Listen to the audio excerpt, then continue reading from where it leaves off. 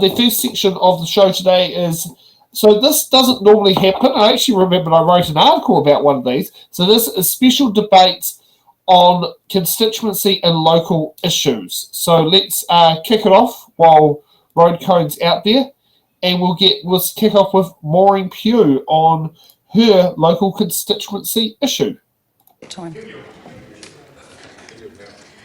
So, members, we come now to the debate about constituency and local issues arranged by the Business Committee, Understanding Order 80. Speeches will be 5 minutes long, allocated at the discretion of the presiding officer. Would some honourable member care to move that the House take note of constituency and local issues? Maureen Pugh. I so move, Madam Speaker, and I would like to talk in my contribution today about the flooding in Tasman. As most people will know in this country, the area suffered from a half of a year's rainfall in 2 weeks over 2 different storms, and it's damaged so much land and so many properties and so many families and their homes, and it is truly heartbreaking to see. But we're still doing some needs assessment, and the damage is not yet fully understood. But I know that there are quite a few issues that are still outstanding, but the efforts of the people who have come to the aid of the area has been truly, truly outstanding. But even getting to some of those areas to do the needs assessment has been challenging because cell phone towers were down, roads were closed, there were slips on local roads, highways and properties damaged. Some towns lost their local water supplies and were reliant on tanker supply for many days.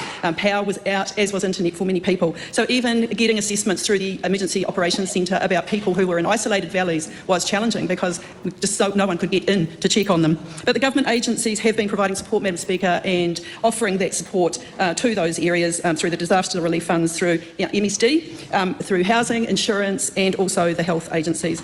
But everyone across Tasman has felt the might of Mother Nature, right through Motueka, down through Highway 6, over Spooners Range, out through the Motueka Valley, through Tapawera and then over into Golden Bay. No one really escaped the might of Mother Nature.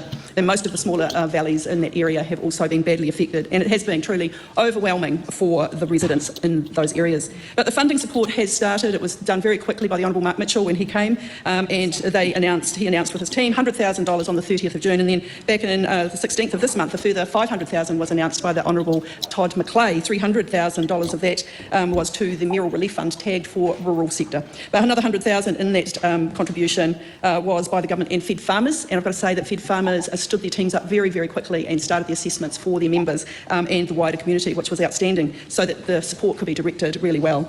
The other $100,000 in that contribution was by the government and Hort New Zealand, and as many people here will know, horticulture is a very, very big part of the Tasman economic contribution, and it's one of the 3 main economic drivers for the region. So there is horticulture, forestry and tourism.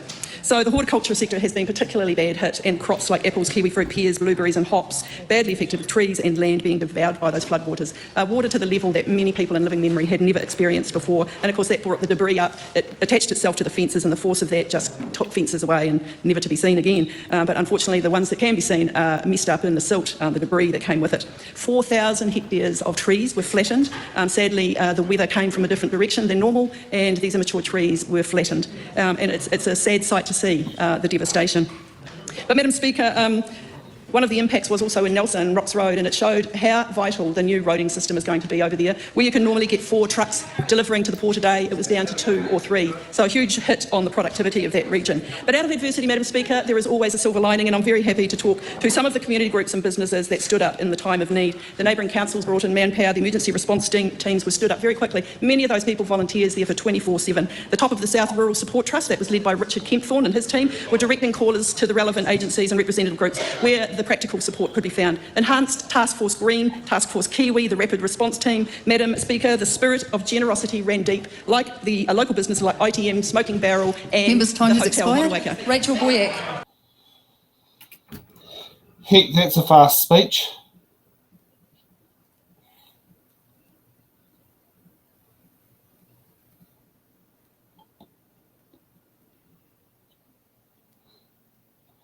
Yeah, it's like like the lift door opening here, and it's taking its time to sit there and open itself because it's got something wrong in its tracks.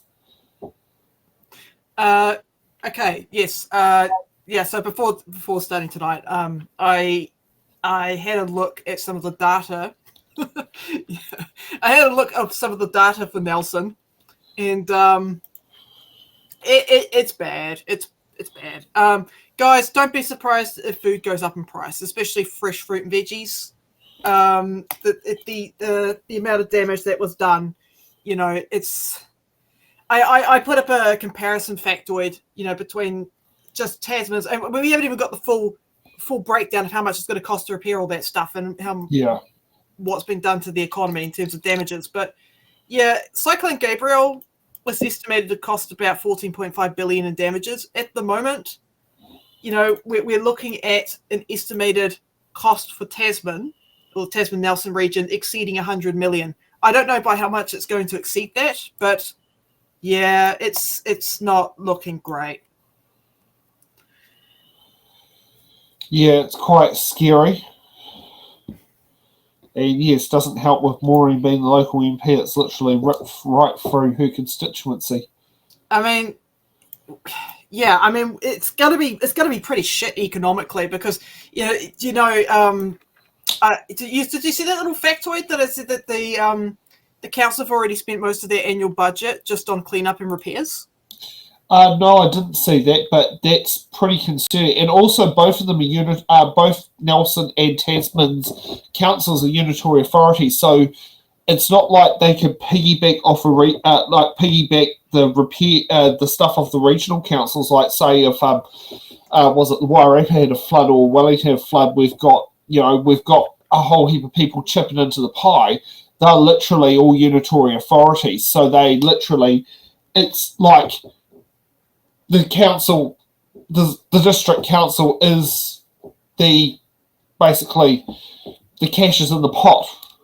Yeah, it's not like you got massive reserve funds sitting there waiting. Like, I know GW has massive reserve funds for flood protection projects, but yeah, I don't know what Nelson would sit there and have because they're a unitary authority, so they've got both roles combined into one.